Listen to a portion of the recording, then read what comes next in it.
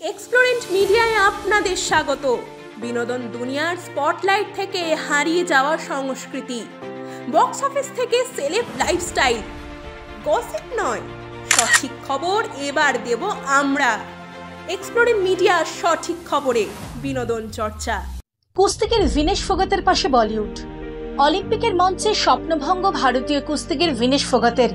বিদেশের মাটিতে অলিম্পিকের মঞ্চে সমস্ত অন্যায় অত্যাচারের যোগ্য জবাব দিতে ভিনেশ ফোগাত সোনা জিতে আনবে এই প্রত্যাশা ছিল গোটা ভারতবাসীর।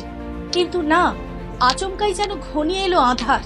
নির্দিষ্ট ওজনের তুলনায় মাত্র 100 গ্রাম বেশি হওয়ার কারণে অলিম্পিক থেকে ছিটকে গেলেন ভিনেশ। এর কারণে হাতছাড়া হয়ে যায় নিশ্চিত হওয়ার উপর মেডেলটিও। স্বপ্নভঙ্গের বেদনায় সেখানে কান্নায় ভেঙে পড়েন ভিনেশ ফোগাত। সেই দৃশ্য দেখে চোখ ছলছল করে উঠেছে গোটা ভারতবাসীর।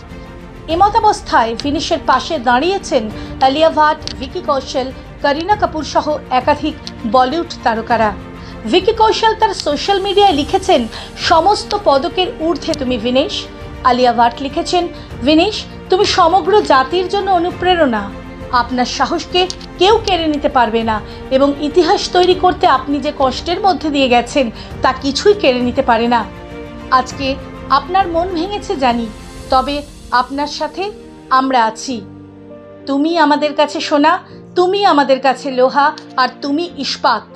যুগ যুগ ধরে তুমি একজন চ্যাম্পিয়ন, তোমার মতো কেউ নেই।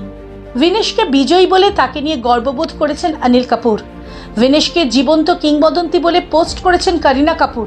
ফারহানা আক্তারের মতে কতটা বিধ্বস্ত সেটা হয়তো সকলেই বোঝার চেষ্টা করছে, তবে তোমার জন্য এবং তোমার অবদানের জন্য আমরা সকলে গর্ববোধ করি। তুমি অসংখ্য মানুষের অনুপ্রেরণা। এছাড়াও সামান্থা প্রভু লিখেছেন, কখনো ভালো কিছু হওয়ার জন্য নানা প্রতিকূলতার সম্মুখীন হতে হয়। তোমার উপর সর্বশক্তিমান রয়েছেন, তাই তুমি একা নও।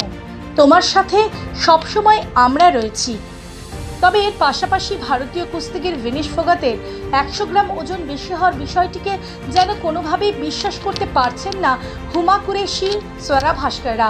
জানিয়ে বর্তমানে তৈরি হয়েছে নানা প্রশ্ন। অপ্রত্যাশিত এই ঘটনায় অসুস্থ হয়ে পড়েন ভিনেশ। সামাজিক মাধ্যমে তার চিকিৎসকের সাথে একটি ছবিও দেখা গেছে। আপাতত সুস্থ ভিনেশ অবসর ঘোষণা করেছেন। তিনি দেশবাসীর কাছে মার্জনা চেয়েছেন একটি খোলা চিঠিতে। লড়াকু ভিনেশের সাথে আপাতত গোটা দেশ। অনেকেই প্রশ্ন তুলছেন প্যারিস অলিম্পিকের নীতি নির্ধারক কমিটির সিদ্ধান্তের বিরুদ্ধে। ভিনেশের সাথে হওয়া ঘটনার পরিপ্রেক্ষিতে আপাতত সরব গোটা দেশ।